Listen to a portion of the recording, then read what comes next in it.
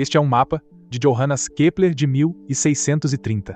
Aqui também, a massa terrestre no Oceano Pacífico Noroeste, ao lado da ilha da Califórnia, pode ser vista. Contém várias marcações, incluindo Laguna do Apostolas, a Lagoa dos Apóstolos, Ibis, Mateus, Baía San Mateus, a Baía de São Mateus, e, do outro lado, o Estreito de Anian e outras marcações podem ser vistas. Entre eles estão locais, como Bas Miguel ou Baía de São Miguel, que significa Baía de São Miguel ou Baía dos Santos. Para tornar este mapa ainda mais interessante, o original da Universidade de Innsbruck, em 2017. Isso é uma evidência concreta para a teoria da pequena temporada? Revisitei alguns antigos mapas mundiais, e este mapa de 1587 de Urbano Monte deve ser familiar a quem estudou nossa cosmologia, mas tu que vi aqui, com novos olhos, me deixou boquiaberto. Algumas criaturas fantásticas, como unicórnios e monstros marinhos, são desenhadas. Mas isso não é tudo. Entre América e Ásia, uma grande ilha aparece no Pacífico Norte. Várias cidades estão marcadas nele.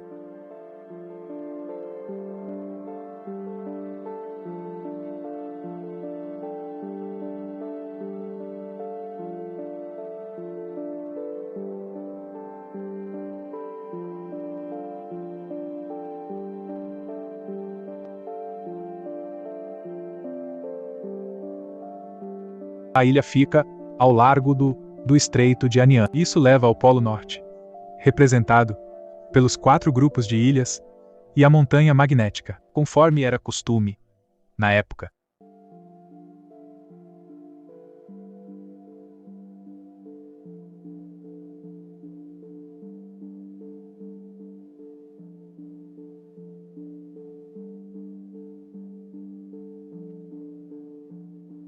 Vamos dar uma olhada mais de perto.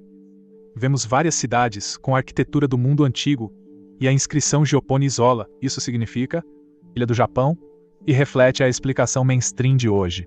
Mas também poderia ter sido outra ilha que os cartógrafos da época confundiram com o Japão. Ou ocorreu um cataclismo que fez a ilha afundar.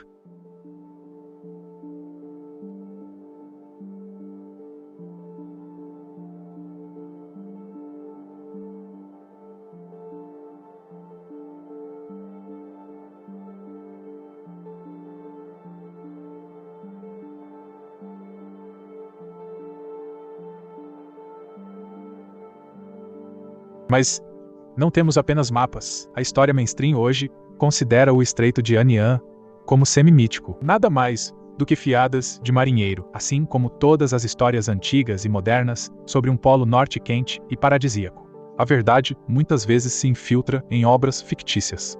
Lembra da história Viagens de Gulliver, do maçom Jonathan Swift, com alusões a Jerusalém flutuante na história?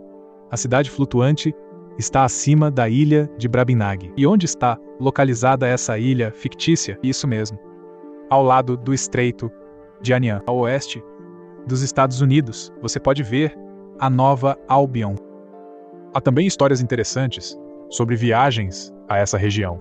Minha favorita é a do espanhol Lorenzo Ferrer Maldonado. Em 1609, ele apresentou à corte espanhola um relato de ter atravessado o Passagem do Noroeste. Em 1588, ele relatou ter navegado pelo Estreito de Davis até os 70 graus de latitude norte. Embora fosse fevereiro, o mar nunca congelou. Ele então navegou 790 léguas para sudoeste e oeste-sudoeste, e alcançou o Estreito de Anian a 60 graus norte. Na entrada, encontrou um grande porto, onde avistou um navio com ouro e pérolas. E por luteranos de portos do Báltico, em junho, ele retornou, descobrindo que as temperaturas ao norte do Círculo Ártico eram mais quentes do que as da Espanha. O governo espanhol rejeitou inicialmente suas revelações. A partir daí, o manuscrito do marinheiro espanhol tornou-se segredo de Estado. Não foi até 180 anos depois que o manuscrito foi encontrado nos arquivos espanhóis. Enquanto isso, Vites-Bering descobriu oficialmente o estreito, que recebeu o seu nome. A descoberta do manuscrito de Maldonado desencadeou acirrada discussão. Em 1791, Alessandro Malaspina foi encarregado de encontrar o Estreito de Maldonado. Ele não conseguiu, encontrou-o e até recentemente considerado apenas uma tentativa dos espanhóis de reivindicarem a descoberta do estreito para si. Entretanto, evidências atuais sugerem que Maldonado descreveu com precisão o que hoje é o Estreito de Bering, e suas outras descobertas, como barcos dourados de monges e o clima quente, também são verdadeiras? A fronteira marítima entre Estados Unidos da América e Rússia atravessa o meio do Estreito de Bering, mas a linha internacional do tempo também passa por lá. É uma linha imaginária que marca a fronteira entre um dia e o seguinte. No calendário, rodeia o meridiano 180º pelo Oceano Pacífico e pela entrada do Estreito de Bering. Cruzando a linha do tempo para leste, a data diminui em um dia. Para oeste, aumenta.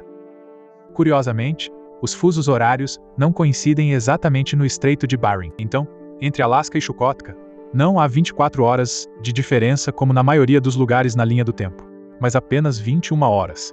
Se você viajasse de Rússia para Alasca às 12 horas do dia 24 de setembro, se você atravessasse a linha no dia 23 de setembro, às 15 horas, estaria viajando para o passado, mas 3 horas seriam perdidas. A corrente principal descarta essas diferenças como decisões políticas, majoritariamente por razões práticas. Mas por que exatamente aqui?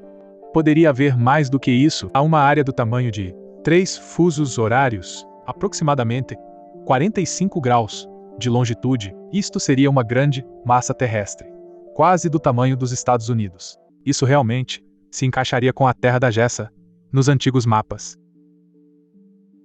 Quem estabeleceu a linha de fronteira? A linha internacional do tempo surgiu da sua contraparte, o meridiano principal, que passa exatamente 180 graus a oeste e leste da linha do tempo. Este ponto de referência para todos os outros meridianos, também conhecido como o meridiano de Greenwich, passa pelo Observatório Real em Greenwich, Londres.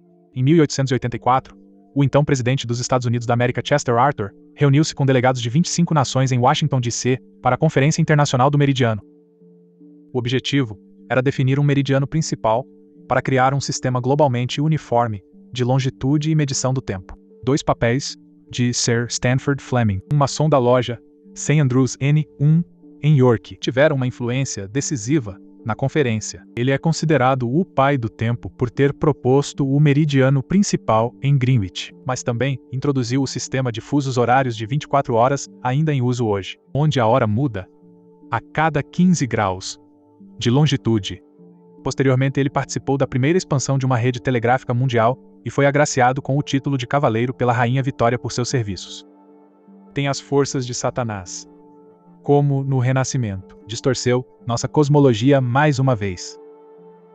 Então, parte do Oceano Pacífico, que abrange várias zonas horárias, simplesmente não está em nossos mapas.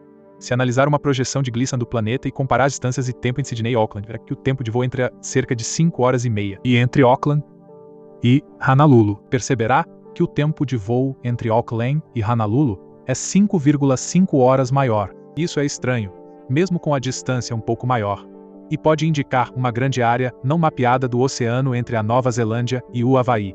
E enquanto estamos nisso, que melhor maneira de esconder terras e inconsistências em fusos horários?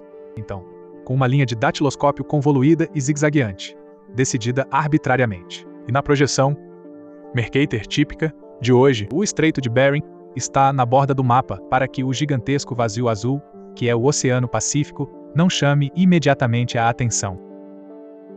Isso naturalmente ressoa com lendas conhecidas de continentes perdidos nos oceanos, como a Atlântida, ou melhor, o continente de Mu, que se diz ter ficado no Oceano Pacífico e ter afundado em um cataclismo passado. Todas as pequenas ilhas, dispersas no Pacífico, onde foram encontrados vestígios de civilizações avançadas do passado. Dizem que só foram as montanhas desse grande continente. Aconteceu algo semelhante no Estreito de Bering. A ciência convencional fala da chamada Beringia, uma ponte terrestre que, há muito tempo, uniu a América e a Ásia. Essa conexão era necessária para a fábula evolutiva de humanos migrando da África por todo o chamado globo. Depois da Idade do Gelo, os níveis do mar subiram e grande parte da Beringia afundou, separando os 2 continentes pelo estreito e aprisionando parte da humanidade na América. Apenas as 2 ilhas de Homedeias, na verdade, 2 picos de montanha da Beringia,